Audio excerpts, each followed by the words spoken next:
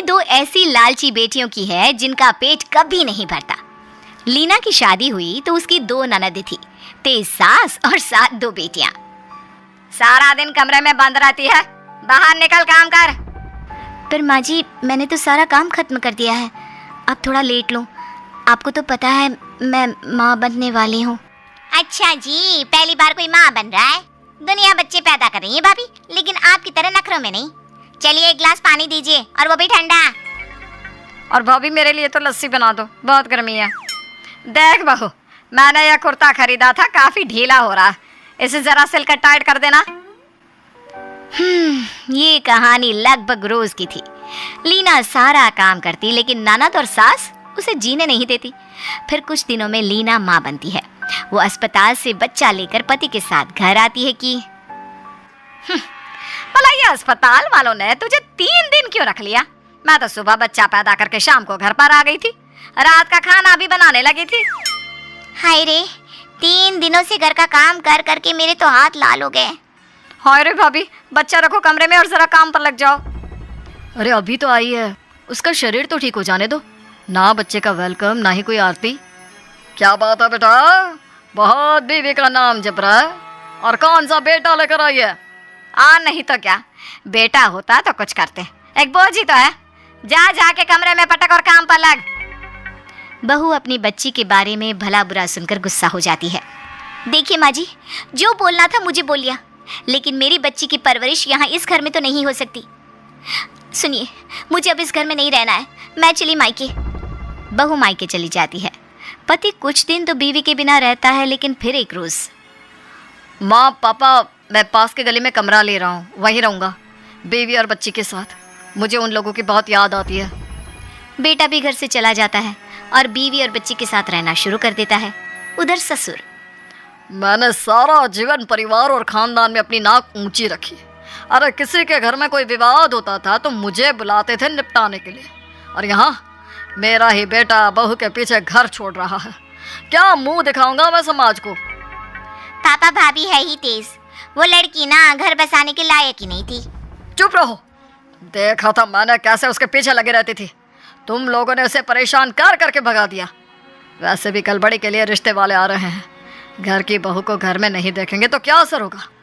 मैं जा रहा हूँ लीना बहू को वापस घर लाने। ले आओ, ये दोनों तो घर का एक काम नहीं करती, काम कर करके मेरे हाथ में छाले पड़ गए हैं। ससुर बहू के घर जाते हैं। साफ सुथरा चमकता घर, पास में पोती खेल रही होती है। बहू ससुर को देखकर खुश हो जाती है। पिताजी आप आइए ना, आइए। वो फटाफट अच्छा सा खाना पीना ससुर को देती है। कैसे आना हुआ पापा, सब ठीक है ना?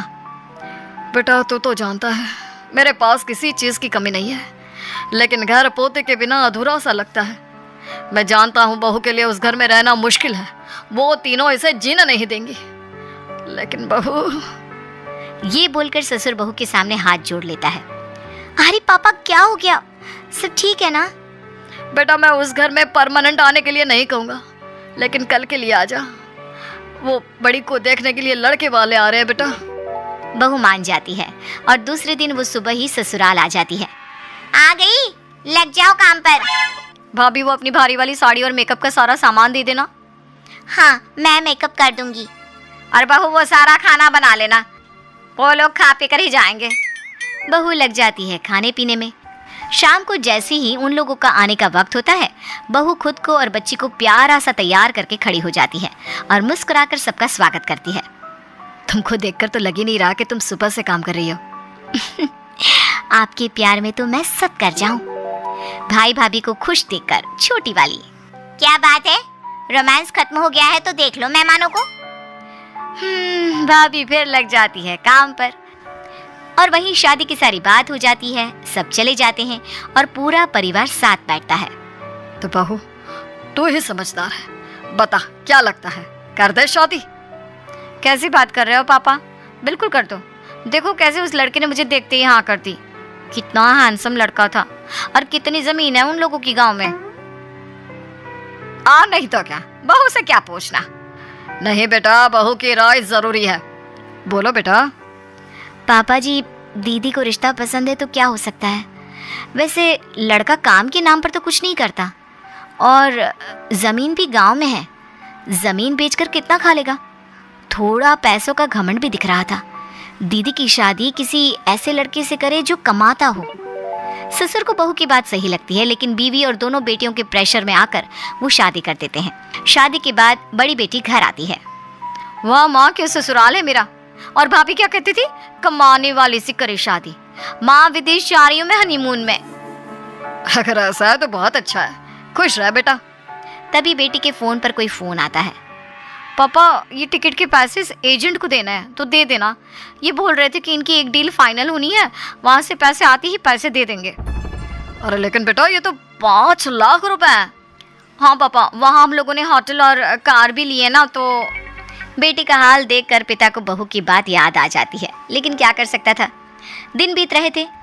बड़ी बेटी का किसी न किसी बहाने पिता से पैसे लेने का सिलसिला चल ही रहा था कि एक दिन दामाद, वो पिताजी क्या है ना, अमेरिका में मैं बिजनेस शुरू कर रहा हूँ। वहाँ तो कमाई ही कमाई है, लेकिन वहाँ बिजनेस बिठाने के लिए कम से कम 25 लाख का खर्चा है। बेटा बहुत ज्यादा है ये तो क्या मेरी खुशी से भी ज्यादा है पापा। इनकी एक जमीन बिकेगी ना तो सारा पैसा दे देंगे। क्यों जी? पिता मन में सोचते हैं कि पिछले तो कोई दिए नहीं। लेकिन मुझे अभी दूसरी बेटी की भी शादी करनी है, मैं नहीं दे पाऊंगा इतना पैसा। दामाद ससुर की बात सुनकर घर आ जाता है और घर पर, सुन, तेरे जैसी शॉर्ट हाइटेड अननोटिस लड़के से शादी की तेरे बाप के पैसे देकर। ना तुझे कपड़े पहनने का सहूर है, ना ही बोलने का। 4 लोगों के सामने तुझे बीवी बोलने में भी शर्म आती है मुझे। वहीं दूसरी तरफ लीना का ससुर किसी न किसी काम से लीना को घर बुलाकर सारा काम करवाया करता। वो नहीं चाहता था कि किसी को पता चले कि बहू बेटा अलग रहते हैं। फिर एक रोज छोटी, पापा, मैं ना नवीन से शादी करना चाहती हूँ। आप एक बार उन लोगों के घर जाकर मिल लीजिए ना। पर देख गुड़िया, बड़ी बहन बबले की तरह नहीं, सोच समझ कर शादी करना। हाँ पापा, वो लोग अच्छे हैं, आप एक बार मिलकर तो आओ। पिता बहू बेटे को बुलाता है और साथ में छोटी बेटी की होने वाले ससुराल जाता है। लेकिन रास्ते में ही, पिताजी कहाँ जा रहे हैं? यहाँ तो अच्छे लोग नहीं रहते। गुड़िया इतने अच्छी जगह रहने वाली है, वो ऐसे एरिया में नहीं रह पाएगी। तो ठीक कहती है बेटा, लेकिन एक बार देख लेते हैं। एड्रेस पर जाकर पता चले कि पता ही गलत बताया हो। सभी लड़के वालों के घर पहुंचते हैं, जहां लड़की की माँ एक नंबर की तेज लग रही थी। सामने लड़का और उसकी बहन खड़ी थी। गलत नहीं जी, बिल्कुल सही एड्रेस पर आए हैं आप। वो क्या है ना, ये हम लोगों का अपना मकान है। शादी के बाद इसे बेचकर थोड़े पैसे लगाकर अच्छी सोसाइटी में घर ले लेंगे। क्यों माँ? हाँ, और नहीं तो क्या। पैसा क्या बड़ी बात है भाई साहब के लिए। अरे लड़की को अपनी लड़की ने खुद पसंद किया है। ससुर बहू की ओर देखता है। सभी कुछ देर बैठकर घर आ जाते हैं। बिल्कुल नहीं, ये रिश्ता मुझे बिल्कुल पसंद नहीं है। क्यों, क्या कमी है? जैसे भाभी ने दीदी की शादी में कान भरे थे, मेरे लिए भी कान भर दिए होंगे इन्होंने। पिता फिर एक बार बेटी की जिद को मानकर छोटी की भी शादी कर देता है। अब दोनों बहनों की शादी ऐसे घर में हो जाती है जहां उनसे ज्यादा उनके पिता की संपत्ति को पूछा जाता है। फिर एक रोज, बहू, अब तो दोनों बेटियों की शादी हो गई है, अब तो तुम दोनों पोते को लेकर इस घर में आ जाओ। बहू पिताजी से कुछ कहती कि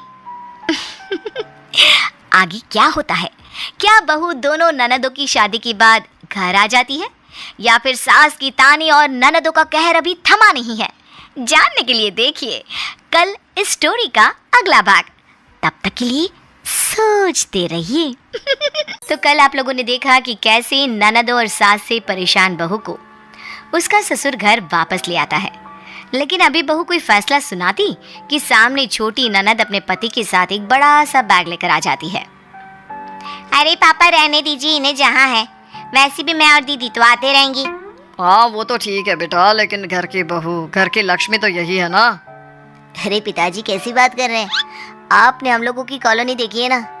अब गुड़िया का ना वहाँ मन नहीं लग रहा तो जिद करने लगी पापा के घर चलो, तो अब कुछ दिन तो हम यहीं रहेंगे। हाँ हाँ जमाई जी, क्यों नहीं, इतना बड़ा मकान है किस लिए फिर है?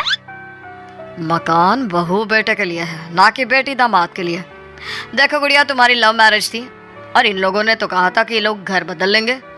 हाँ हाँ ससुर जी, वो क्या है ना, हम 20 साल से रह रहे हैं वहाँ, हमें तो कोई दिक्कत नहीं।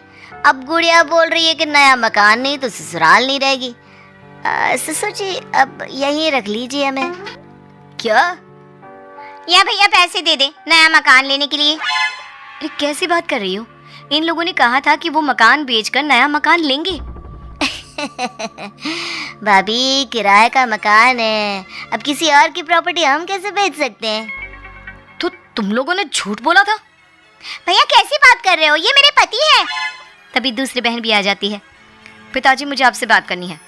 अब आप ये बताइए कि आप मेरे पति को 25 लाख दे रहे हैं विदेश में बिजनेस जमाने के लिए, या फिर मैं बोरिया बिस्तरा लेकर यहाँ आ जाऊँ रहने? हाय रे 25 लाख और? पापा दीदी को इतना पैसा देते रहोगे? अरे मुझे भी नया घर खरीदने के लिए पैसे चाहिए ना, मुझे नहीं दे रहे।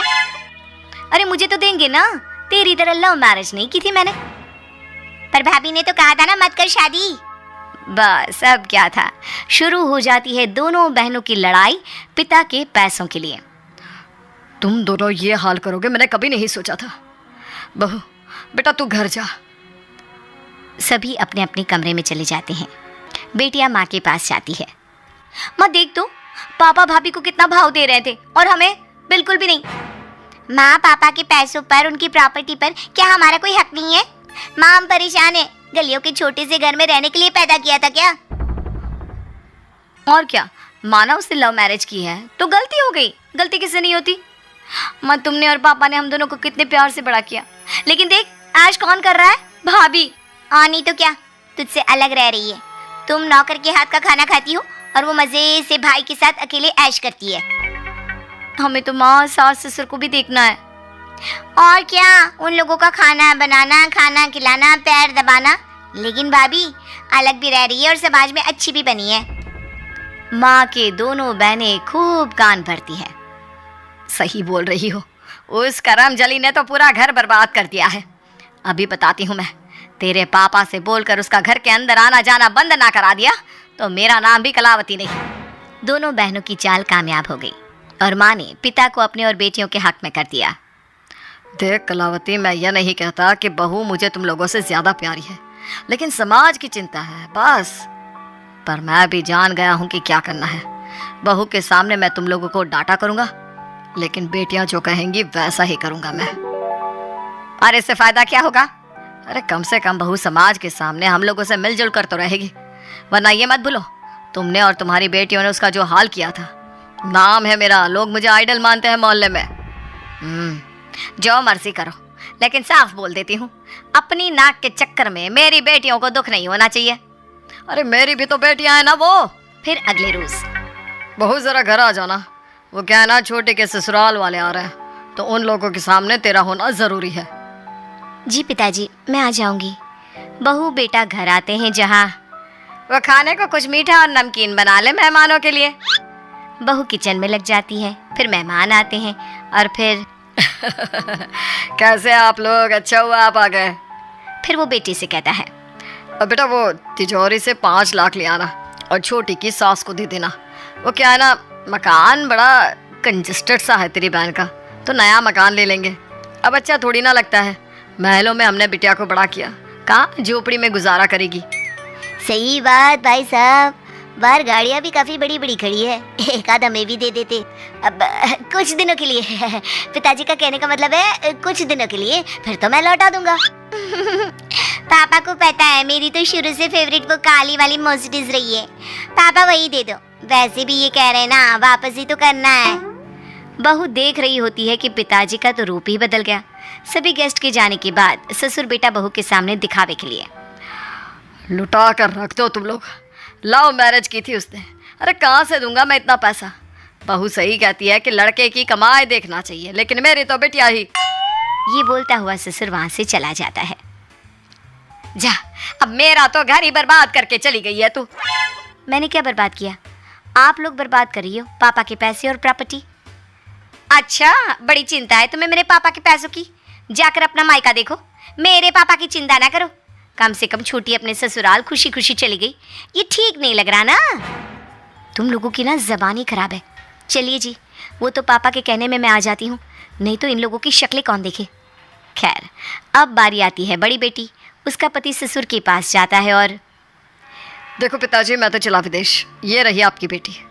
अब पैसे तो है नहीं कि वहाँ जाकर मैं काम सेट करूँ, तो माँ को तो मैंने गांव भेज दिया है, और ये रही आपकी बेटी, रखो इसे इधर ही अपने पास। सभी हैरान रह जाते हैं कि ये क्या हो गया। रख लो बेटी। ये बोलकर वो बीवी को धीरे से चूटी काटता है। बड़ी बेटी पति का इशारा मिलते ही नहीं रह सकती मैं आपके बिना, नहीं रह सकती, नहीं छोड़ के जाइए मुझे, मैं कैसे रहूंगी आपके बिना।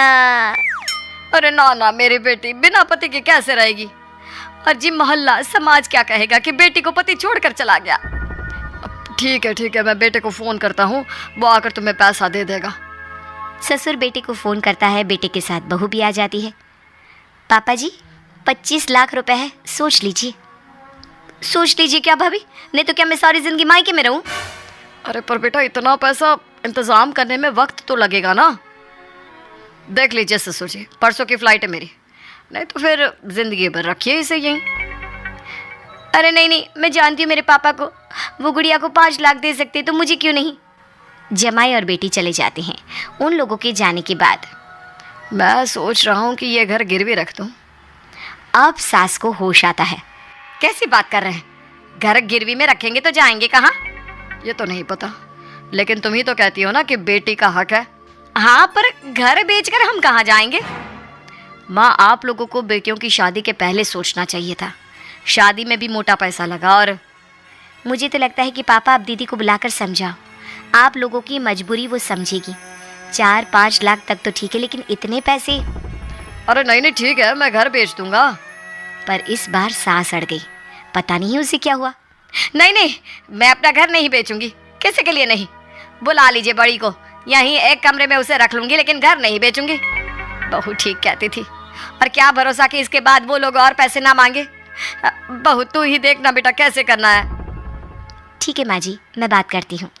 बहू बड़ी ननद को फ़ोन करती है और पति के साथ घर आने को कहती है। बड़ी ननद खुश हो जाती है, उसे लगता है कि 25 लाख की लॉटरी लग गई। चलो चलो मेरे मायके, और हाँ बोरा ले लेना या झोला, पैसे किस में भरोगे? पति और बेटी दोनों घर पहुंचते हैं, जहां भाभी देखिए हम लोगों के पास पैसे नहीं हैं। माँ जी घर बेचकर पैसे देने को राजी नहीं है। दीदी हम लोगों ने फैसला किया है कि आप आज से यहीं रहिए। 4-5 लाख तक की बात होती तो ठीक थी, लेकिन 25 लाख। क्या बोल रही है? सही बोल रही है वो, अगर 25 लाख नहीं तो तुम भी मेरे साथ नहीं रह सकती।